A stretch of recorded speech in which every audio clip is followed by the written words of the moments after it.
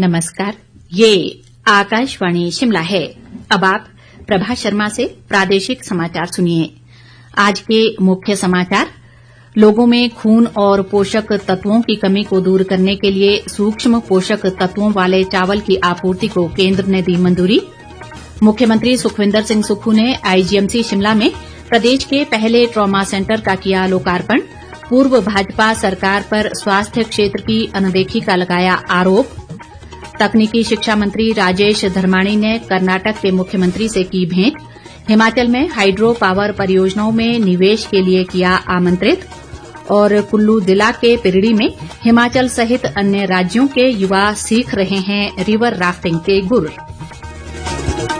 अब समाचार विस्तार से। केंद्र सरकार ने लोगों में खून और पोषक तत्वों की कमी को दूर करने के लिए सूक्ष्म पोषक तत्वों वाले चावल की आपूर्ति को मंजूरी दे दी है। प्रधानमंत्री नरेंद्र मोदी की अध्यक्षता में आज मंत्रिमंडल की बैठक में ये फैसला लिया गया। केंद्रीय सूचना व प्रसारण मंत्री अश्विनी वैष्णव ने नई दिल्ली में संवाददाताओं को ये जानकारी दी। उन्होंने कहा कि ये समावेशी विकास और पोषण सुरक्षा की दिशा में उठाया गया कदम है। इस योजना पर 17,000 करोड़ रुपए से अधिक का खर्च आएगा। मुख्यमंत्री सुखविंदर सिंह सुक्खू ने आईजीएमसी शिमला में 33 करोड़ रुपए की लागत से निर्मित प्रदेश के पहले ट्रॉमा सेंटर का आज लोकार्पण किया। इस अवसर पर मुख्यमंत्री ने कहा कि एम्स दिल्ली के समान आधुनिक सुविधाओं से लैस इस ट्रॉमा सेंटर की स्थापना से प्रदेश में आपातकालीन चिकित्सा सेवाएं सुदृढ़ होंगी। उन्होंने कहा कि ये ट्रॉमा सेंटर मरीजों की देखभाल के लिए उन्नत मशीनरी और आधुनिक तकनीक युक्त बिस्तरों की सुविधा प्रदान करेगा। मुख्यमंत्री ने कहा कि प्रदेश में स्वास्थ्य सुविधाओं को सुदृढ़ करने के लिए कांग्रेस सरकार लगातार काम कर रही है, जबकि पूर्व भाजपा सरकार ने इस तरफ कोई ध्यान नहीं दिया। सुखविंदर सिंह सुक्खू ने आरोप लगाया कि पूर्व सरकार ने चुनाव के समय आधे अधूरे भवनों व कार्यों के उद्घाटन व शिलान्यास किए। उन्होंने कहा कि भाजपा नेताओं को झूठ बोलने की आदत हो गई है और वे हर दिन नए झूठ का प्रचार कर लोगों को गुमराह कर रहे हैं। सुखविंदर सिंह सुक्खू ने कहा कि राज्य सरकार ने 20 महीने के कार्यकाल में कोई नया टैक्स नहीं लगाया है। बाद में मुख्यमंत्री ने आईजीएमसी में 3 दिवसीय वार्षिक कार्यक्रम स्टिमुलस 2024 के समापन समारोह में भी भाग लिया। इस दौरान उन्होंने आईजीएमसी में 2 छात्रावासों के निर्माण के लिए 5-5 करोड़ रुपए देने की घोषणा की। इस अवसर पर स्वास्थ्य मंत्री कर्नल धनीराम शांडिल सहित अन्य गणमान्य लोग मौजूद रहे। लोक निर्माण व शहरी विकास मंत्री विक्रमादित्य सिंह ने आज मंडी शहर में कैंप कार्यालय का शुभारंभ किया।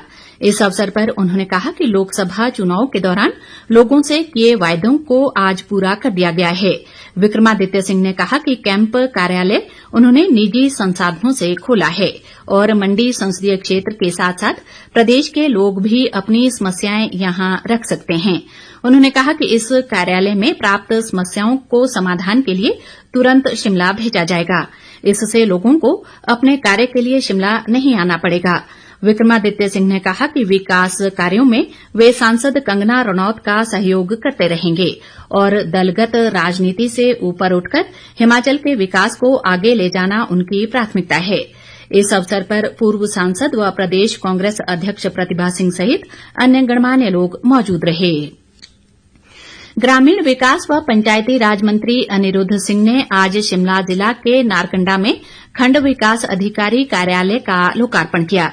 इस अवसर पर उन्होंने ठियोग अस्पताल को जिला अस्पताल और कुमारसैन अस्पताल को आदर्श अस्पताल बनाने की घोषणा की। अनिरुद्ध सिंह ने कहा कि प्रदेश सरकार ने अब पंचायत भवन के निर्माण के लिए राशि बढ़ाकर 1 करोड़ 14 लाख रुपए कर दी है।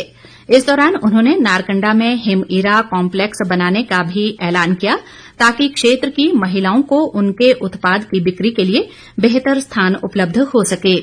इस अवसर पर विधायक कुलदीप सिंह राठौर ने नशे की बढ़ती प्रवृत्ति को खत्म करने के लिए साझे प्रयासों की जरूरत बताई। उन्होंने कहा कि महिलाओं की आर्थिकी को सुदृढ़ करने के लिए एक विशेष अभियान शुरू किया जाएगा। मुख्य संसदीय सचिव आशीष बुटेल ने कहा है कि पालमपुर विधानसभा क्षेत्र के लोगों की समस्याओं के समाधान के लिए वचनबद्धता से कार्य किए जा रहे हैं। वे आज बगौड़ा के ठंडा बाबा मंदिर परिसर में लोगों की समस्याओं को सुनने के अवसर पर बोल रहे थे।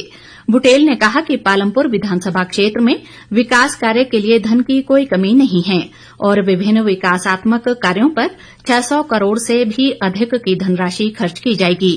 उन्होंने कहा कि कुसमल बहाव सिंचाई योजना के सुधार और कायाकल्प के लिए नाबार्ड से 5 करोड़ की धनराशि स्वीकृत की गई है। प्रादेशिक समाचार बुलेटिन में आपका फिर स्वागत है। तकनीकी शिक्षा मंत्री राजेश धर्माणी ने आज कर्नाटक के मुख्यमंत्री सिद्धारमैया से भेंट कर उन्हें हिमाचल में हाइड्रो पावर परियोजनाओं में निवेश के लिए आमंत्रित किया। इस अवसर पर उन्होंने बताया कि हिमाचल प्रदेश 2026 तक हरित ऊर्जा राज्य बनने की ओर अग्रसर है और इसी के मद्देनजर सरकार ने कई नवाचार कदम उठाए हैं। राजेश धर्माणी ने कहा कि सरकार जल विद्युत और नवीकरणीय ऊर्जा का दोहन करने पर विशेष बल दे रही है। बाद में उन्होंने बेंगलुरु में कर्नाटक के कौशल विकास मंत्री शरणा प्रकाश पाटिल और उच्च शिक्षा मंत्री एमसी सुधाकर से भी मुलाकात की। इस अवसर पर राजेश धर्माणी ने मंत्रियों के साथ कौशल विकास और तकनीकी शिक्षा में नए आयाम स्थापित करने की दिशा में विभिन्न नवाचार प्रयासों पर भी चर्चा की। तकनीकी शिक्षा मंत्री ने युवाओं को रोजगार प्रदाता बनाने के उद्देश्य से उन्हें कौशल संवर्धन और एआई आधारित विषयों का ज्ञान देने पर बल दिया। इस दौरान राजेश धर्माणी ने कर्नाटक कृषि विश्वविद्यालय के बायोफ्यूल केंद्र का दौरा भी किया और केंद्र के अधिकारियों के साथ विभिन्न विषयों पर चर्चा की। देश सेवा में समर्पित टेरिटोरियल आर्मी ने आज अपना 75वां स्थापना दिवस मनाया। इस अवसर पर पूर्व केंद्रीय मंत्री व हमीरपुर संसदीय क्षेत्र के सांसद और टेरिटोरियल आर्मी के कैप्टन अनुराग ठाकुर ने आर्मी के 75वें स्थापना दिवस पर सेना के सभी जवानों को शुभकामनाएं दी हैं। उन्होंने कहा कि इस सेना के जवान 75 वर्षों से बिना किसी भय व संकोच के राष्ट्र सेवा में सदा तत्पर रहे हैं। अनुराग ठाकुर ने कहा कि एक सैनिक परिवार से संबंधित होने के नाते और देश सेवा की भावना को पूरा करने का अवसर उन्हें टेरिटोरियल आर्मी के माध्यम से मिला है।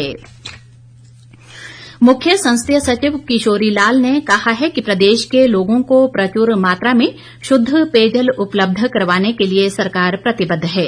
इसी कड़ी में आज उन्होंने बैजनाथ स्थित चौबीन चौक में real time drinking water monitoring system लोगों को समर्पित किया। उन्होंने कहा कि पेयजल की आपूर्ति की शुद्धता व गुणवत्ता को ध्यान में रखते हुए उपभोक्ताओं को शुद्ध पेयजल आपूर्ति प्रणाली पर 15 लाख व्यय किए गए हैं। अटल बिहारी वाजपेयी पर्वतारोहण संस्थान मनाली द्वारा कुल्लू जिला के पिरणी में ब्यास नदी में 14 दिवसीय रिवर राफ्टिंग प्रशिक्षण कोर्स आयोजित किया गया है। इस कोर्स में स्थानीय युवाओं के अलावा अन्य राज्यों अरुणाचल प्रदेश, हैदराबाद और पड़ोसी देश नेपाल से आए कुल 35 युवा रिवर राफ्टिंग का प्रशिक्षण प्राप्त कर रहे हैं।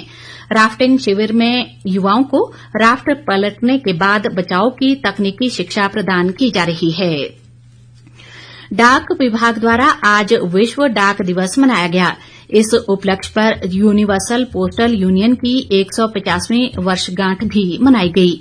निदेशक डाक सेवाएं बिशन सिंह ने बताया कि इस दौरान शिमला में विधानसभा से सीटीओ चौक तक पोस्टथॉन वॉक रिले के माध्यम से फिट पोस्ट फिट इंडिया का संदेश दिया गया। बाद में पोस्टल कॉलोनी शिमला में एक पेड़ मां के नाम अभियान के तहत पौधरोपण किया गया। इस दौरान बिशन सिंह ने अंतर्राष्ट्रीय पत्र लेखन स्पर्धा हिंदी पखवाड़े के दौरान बेहतर प्रदर्शन करने वाले कर्मचारियों को पुरस्कार देकर सम्मानित किया।